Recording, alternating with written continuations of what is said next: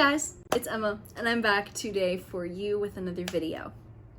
This is the second wrap-up video that I'm doing for the annual booktube videos. This is the video where I talk about all the books that I DNF'd in 2021. I am not feeling the greatest today, okay, so we do have these. Like you saw in the first video, so these may or may not make an appearance.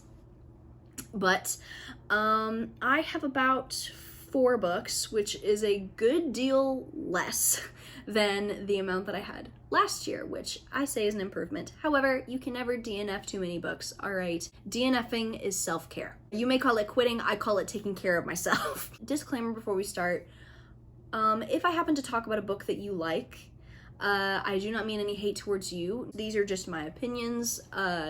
If you manage to finish this book that I talk about, then by all means, props, respect, because you obviously found enjoyment in a book that I didn't. So down in the comments below, I want you guys to tell me what books y'all DNF'd. Did y'all DNF any of the books that I did? Did y'all finish any of the books that I did? Let me know. So, with that being said, let's jump right into it. We're gonna be going like in the order of the date that I did not finish them. So the first one that we have is Firestarter by Stephen King.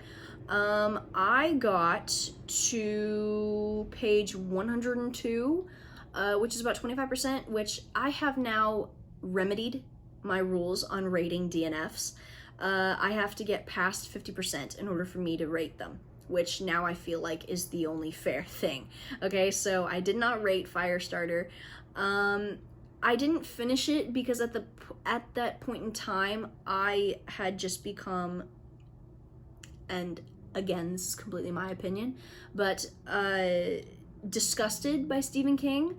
I did not like Needful Things. It's one of the worst books I've ever read.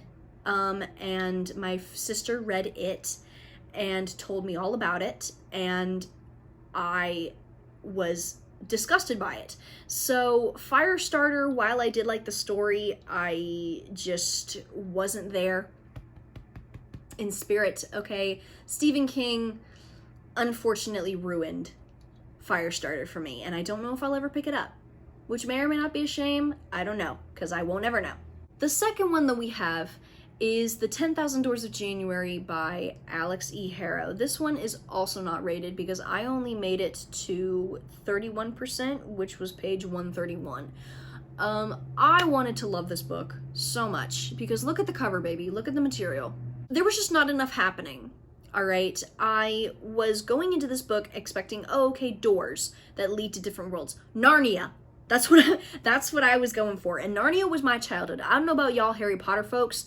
Narnia, Chronicles of Narnia was my childhood. I grew up with Lucy Pevensey. I was expecting more about the different worlds in the doors, which may have happened later on in the book, but I did not care to keep going because I was just bored. I didn't want to hear about people talking about the doors and the different worlds. I wanted to be taken through the doors and into the different worlds, and that just wasn't happening. So,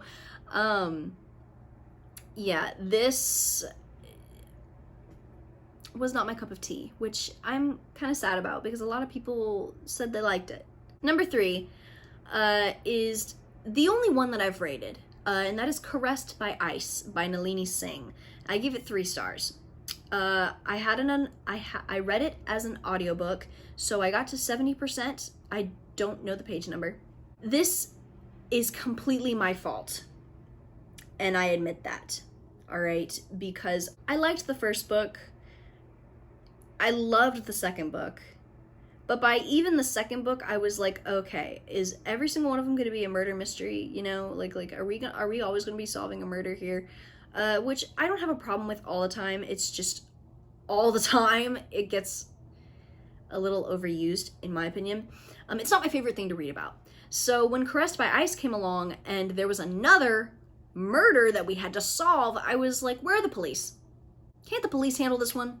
Can we not just focus on the trauma, all right, and the love story? Do we have to focus on a murder mystery too? I don't want another murder mystery, okay? I want sexy fun times, please. Let's just say I would not be reading Caressed by Ice if I was looking strictly for a murder mystery, okay? So that kind of irked me. And then, I don't know, it was just taking too long and directing too much of the story to my liking to the murder mystery aspect, which again is totally my, fault for not liking that. However, I didn't like it, so I stopped because I got bored. But, people tell me that it's the best book, which,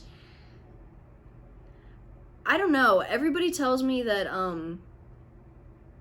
the guy in the male love interest in the third book is the best. I'm sorry.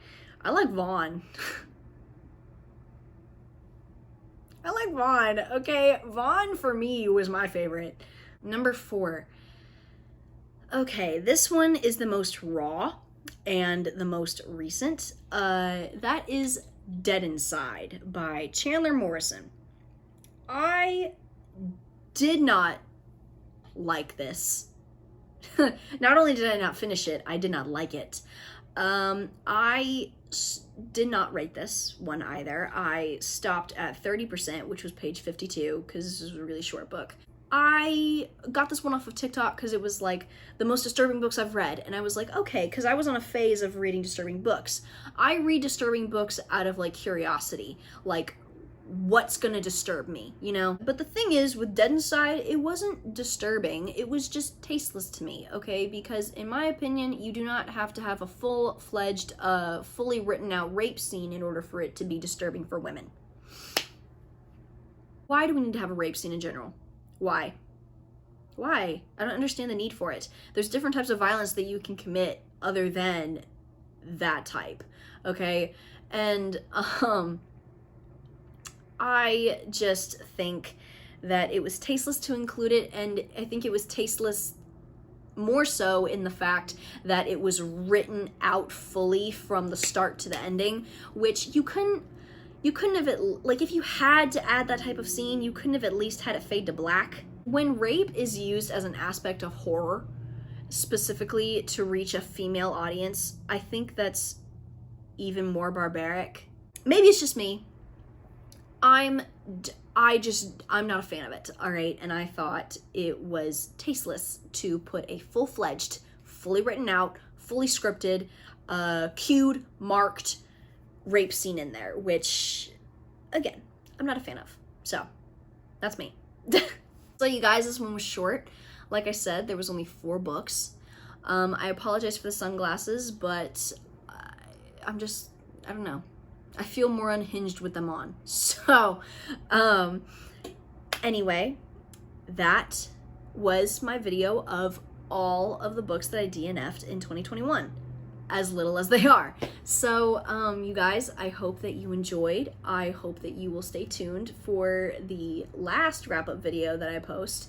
And I hope that you like the wrap-up videos that I put out anyway. So, I hope that you guys are staying safe, and I hope that you guys have a good rest of your day. Goodbye.